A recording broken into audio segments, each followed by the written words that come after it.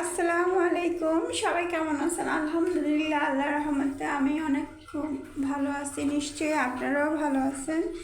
তো আজকে আমি সকাল থেকে ব্লগটা শুরু করছি। সকাল বলতে সকাল না, আমার নাস্তা টাস্তা বিজনেসে সব কিছু কমপ্লিট হয়ে গেছে। সবসময় তো প্রতিদিন সব কিছু নিয়ে ব্লগ করতে গেলে ব্লগ অনেক বড় হয়ে যায়, সবাই দেখা যায় তেমনভাবে দেখতে চায় না সব কিছু নিয়ে করলে। তো আমি যেটা দেখলে আপনাদের ভালো লাগবে, দেখা যায় রান্নাটা সবাই পছন্দ করে। আমি বেশিরভাগ দেখা যায় আমি ব্লগ জানিয়ে করি না, কারণ আমার রান্নাটা অবশ্যই তার ভিতরে রাখি। তা আমি এখানে বুটের ডাল দিয়ে একটা নিরামিষ রান্না করেছি, দেখছি নি চাল কুমড়া, মিষ্টি কুমড়া, আলু সব কিছু দিয়ে দিয়েছি। এই ধরনের সবজিগুলো দেখা যায় সকালবেলা রুটি দিয়ে খেতে ভালো লাগে। তো যদিও আমাদের বাসায় বাসি ঝেঁটে দিয়ে রুটি খাওয়া হয় না, মানে বললাম এমনিও তো আপনার বাটি ভরে সবজি, যদি কেউ ডায়েট করে এই ধরনের সবজিটা নিয়ে বাটিতে করে খাবেন, খুবই ভালো লাগবে। আর আমি যদি তেজপাতা দিই, সাথে একটু গরম মশলা, দারচিনি, এলাচি দেওয়ার চেষ্টা।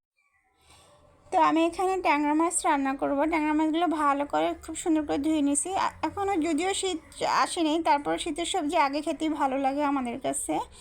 তো আমি এখানে মূলা, একটা সিসিঙ্গা, কাঁচামরিচ, পেঁয়াজ, আমি টমেটো দিতে ভুলে গেছি। আসলে একা একা সব কিছু করতে হয়, মনে থাকে না। মাঝখানে মনে পড়লে এরকম আমার কাজগুলো এরকম এলোমেলো করে করি।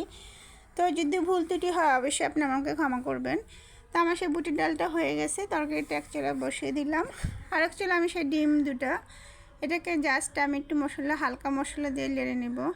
আর এই যে আমার তরকারিটা এখানে এক চুলা, আমি যেহেতু দুই চুলা দুটো বসিয়ে দিয়েছি। আর এটাতে আমি পেঁয়াজ দেবো না, আমাদের পিচিটা খাবে, ও আবার ডিম, বাচ্চারা তত ছোটো মাছ খেতে পারে না, তো এই জন্য ওর জন্য করা হয়েছে। তো আজকে আমি আরও কিছু ভর্তাও করব, সেগুলো হয়তো দেখানো সম্ভব হবে না, করা হলে আপনাদের সাথে শেয়ার করব, কারণ একসাথে এত কিছু করা সম্ভব না। দেখা যায় আমাদের বাসায় মানুষ যদিও কম, তারপরেও দেখা যায় অনেক কিছুই করতে হয়। 3-4টা আইটেম না হলে দেখা যায় খাওয়া হয় না। এইভাবে করে অভ্যাস হয়ে গেছে, তো এখনও দেখা যায় আমার নিজের কাছেও ভালো লাগে না। তো সব কিছু নিয়ে মিলিয়ে ব্লগ করতে গেলে দেখা যাবে সেটা 1-1.5 ঘন্টাও হলেও হয়তো কম হয়ে যাবে, যেহেতু আমাদের ভিডিওগুলোই দেখা যায় বেশিরভাগ 5 থেকে 6 মিনিট বা 7 মিনিট। নিশ্চয়ই আপনাদের ভালো লাগলে তখন বলবেন, আমি অবশ্যই ব্লগগুলো তখন অবশ্যই বড় করবো, আরও কিছু নিয়ে সাথে ব্লগ করব। তো অবশ্যই দুপুরবেলা টক জাতীয় জিনিস খাওয়া উচিত, যেহেতু আজকে বাইরে বৃষ্টি, তারপরও বৃষ্টির দিনে যে সবসময় খিচুড়ি, ঝালমুড়ি এগুলো খেতে হবে না, টকও খেতে ভালো লাগে। তো এখানে জাম্বুরটা খুবই মিষ্টি ছিল, অল্প একটুই ছিল, তো আমি একাই খাবো সেই জন্য অল্প একটু করে নিলাম। তো আমার এই যে সেই ভর্তাগুলো আমি আর দেখাতে পারলাম না, কারণ ব্লগটা অনেক বড় হয়ে যাবে এতগুলো ভর্তা একসাথে। এখানে কচু ভর্তা ছিল, আলু ভর্তা, সাথে ডিম ভাজি না হলে ভালো লাগে না। আর সাথে ওই যে পেঁপে ভর্তা, ঢেঁড়স ভাজি।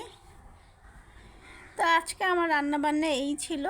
তো এখন আমি বিকালের জন্য একটা পিঠা বানাতে চলে আসছি, অবশ্যই ডিমের পিঠা। তো আগে দেখতাম নানুরা এইভাবে পিঠা বানিয়ে পিঠাগুলো বক্সে করে 1-2 মাস করে রেখেও এই পিঠাগুলো খাওয়া যায়। তো আমি চিনিটা গলা পর্যন্ত এভাবে লাড়তে থাকবো অনবরত, যতক্ষণ পর্যন্ত চিনিটা না গলবে। সাথে আমি কিছুটা লবণ, মিষ্টি খাবার অবশ্যই কিছুটা লবণ দেওয়ার চেষ্টা করবেন, তাহলে অবশ্যই ব্যালেন্স হয়ে যাবে। আর বেশি মিষ্টি খাবার একটু লবণাক্ত হলে ভালোই লাগে, খারাপ লাগে না।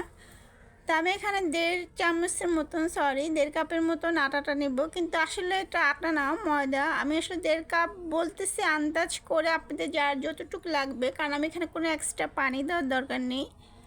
তো আপনি যেভাবে রুটি বা পরোটা যেভাবে করেন সেভাবে একটি ডো, সুন্দর সফট একটা ডো অবশ্যই হবে।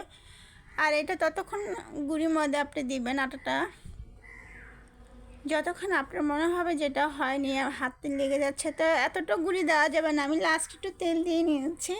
তো এটা আমি এভাবে করে 1 ঘন্টা রেখে দেবো। এই পিঠাগুলো খেতে বিকালবেলা খুবই মজা লাগে চায়ের সাথে, অবশ্যই এভাবে খেলে খুবই ভালো লাগে। মানে 1-2 মাস আপনি এটা ফ্রোজেন বলতে ফ্রিজে না, বাট এইভাবে বাইরে রেখে দিতে পারবেন কোনো বক্সে, আর এই বক্সে করে বা কোনো বয়মে করে। বিকালবেলা হঠাৎ করে মেহমান আসলে মেহমানকেও খেতে দিতে পারবেন, পিঠাটা কোনো নষ্ট হবে না, ফ্রিজেও রাখতে হবে না, কিছুই করতে হবে না। এবং খুবই মজাই লাগে। আপনি যতটা পরোটা বানানোর জন্য যেভাবে পাতলাটা করেন, সে আন্দাজ করে আপনি অবশ্যই পিঠাটা করবেন, একদম রুটির মতন পাতলা না, পরোটা আন্দাজে একটু ভারী করবেন। তা আমি ছুরিটা দিয়ে একটু এভাবে একটু করে নিলে কাটলে ডিজাইনটা খুবই সুন্দর, ভাজলে খুবই সুন্দর দেখা যায়, সেই জন্য আমি এভাবে কেটে নিয়েছি। তো সব বাচ্চারা মানে পিচ্চিরা খুবই বিরক্ত করে। আমি যখনই রুটি বানাই বা কোনো কিছু বানাই, সে যদি দেখে ফেলে তারপরে খুবই আমাকে বিরক্ত করে। সেখান থেকে আটা নিয়ে সেও নিজে নিজে বানাতে যায় পিঠা, যে সেই পিঠা তার বাবা মা সবাই খাবে, আমাকেও খাবে। তো সে খুবই বিরক্ত করতেছে আমার কাছে এসে একটু রুটির জন্য। তো তারপরে বিরক্ত হয় তাকে আমি কিছুটা দিয়ে দিচ্ছি। তো পিঠাটা আমি এখন ভেজে ফেলি। একটু বৃষ্টি আমি দেখতে যাব। অবশ্যই আমার চ্যানেলটা ভালো